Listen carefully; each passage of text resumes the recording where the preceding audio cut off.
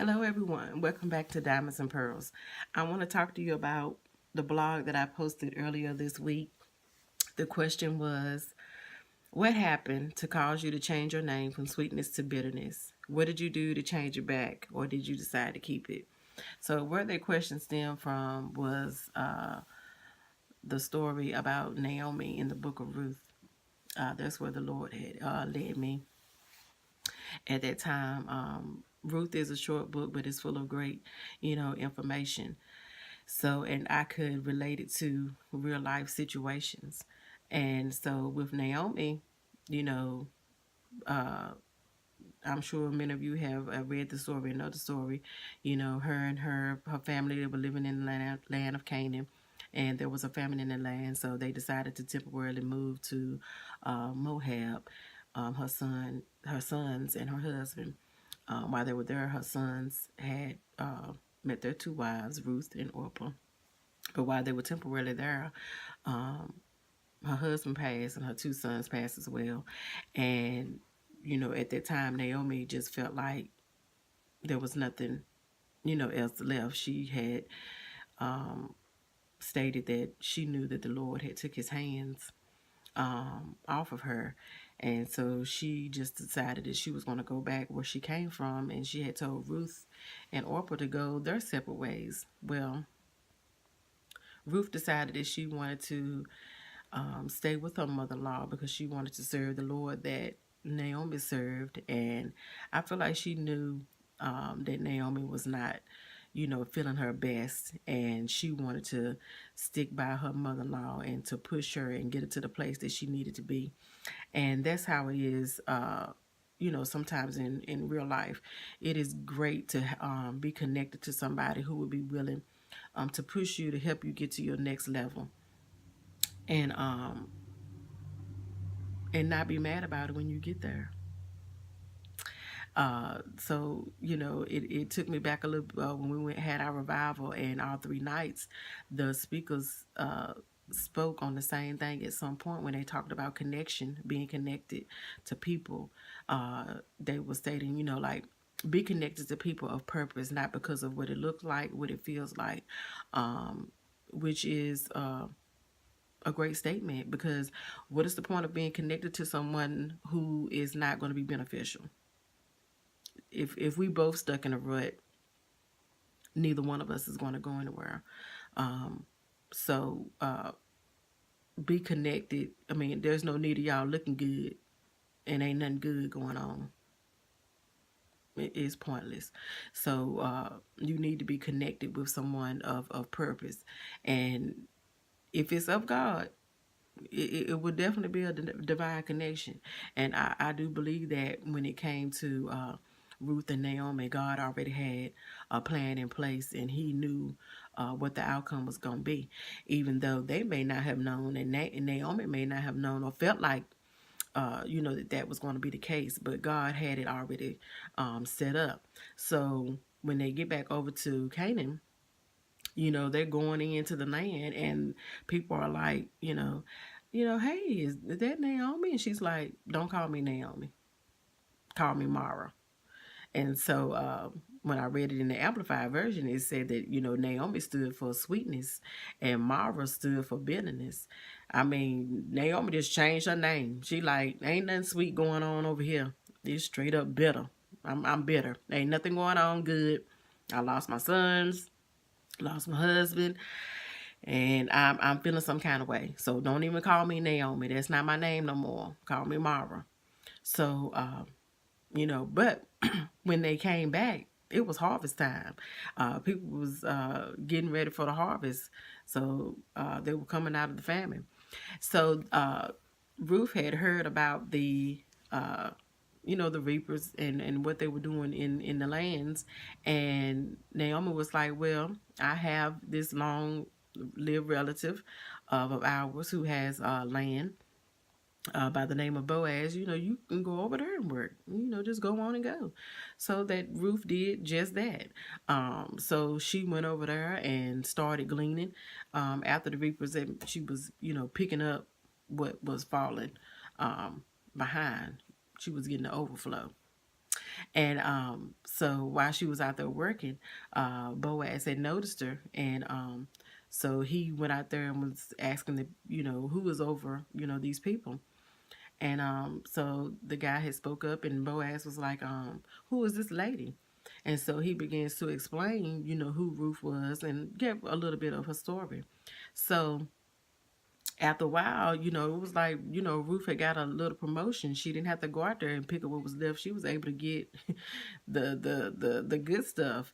And so when she started taking that stuff back to Naomi and telling her what was going on, Naomi was like, well, let me tell you what you should do in order to, get with this man. And so she gave her the steps and told her what to do. And as time went on, um, Boaz had heard about that Naomi, had land that her husband had left behind that uh, they could buy. And so he had connected with someone else and was asking them to buy the land. And the man was like, well, I'm not going to be able to buy it and marry a Moabite because if I did that, I would miss up my inheritance. But you can buy it.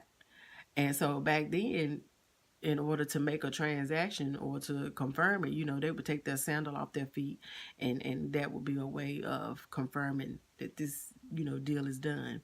And so that's what they did. And Boaz married Ruth, and they had Naomi a grandson, and which I'm sure Naomi was overjoyed and overwhelmed because I do remember in my time of my storm, even though it wasn't a real death, but it was a point where it felt like death.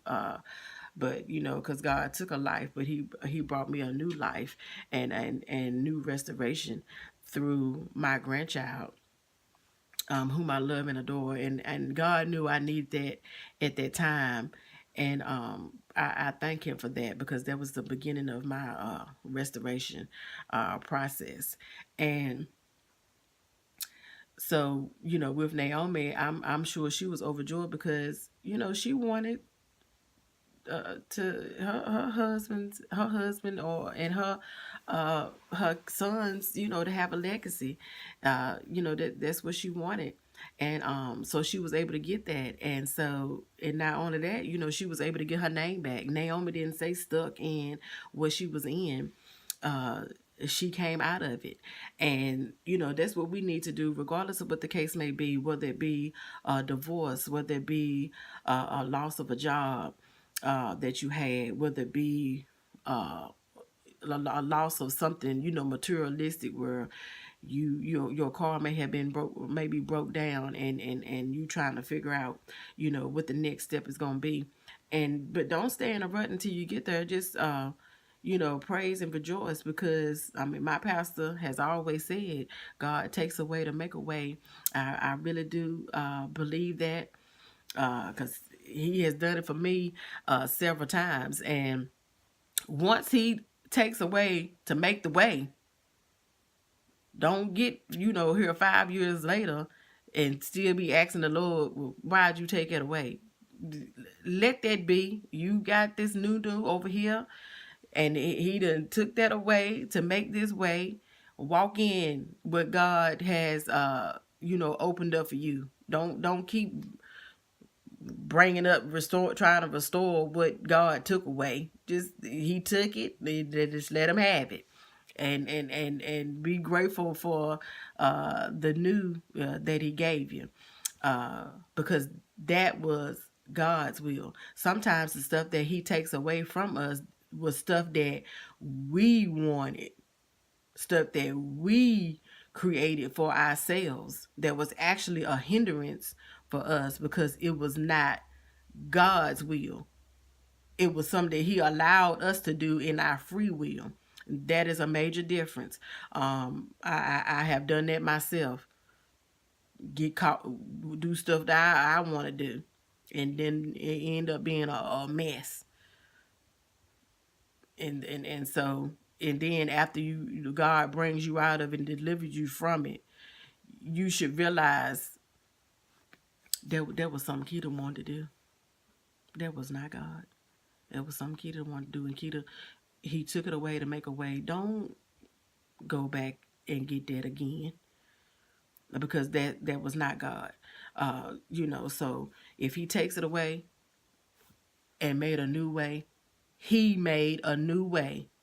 Stay in the new way because God made it. And so I don't, want to take up too much time, but I just want you to know, whenever you feel like you going from sweetness to bitterness, just don't stay there. Find somebody to connect. Ask God to send you a divine connection to be able to talk to somebody who will not have a problem pushing you or helping you try to get to your next level. You know, some people might not be where they want to be, but if you get to where you want to be first or need to be first, because that is a divine connection between you and that other person, they're not going to be mad.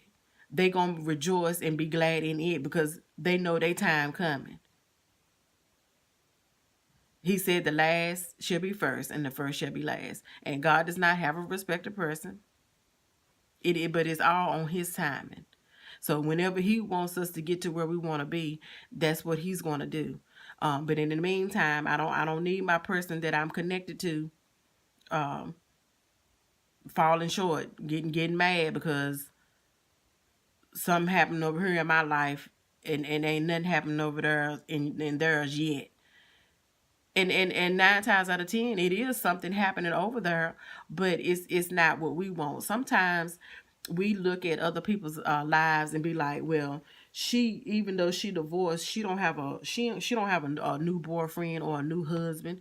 What can she tell me? Well, one, maybe she not trying to get a new man or a new husband.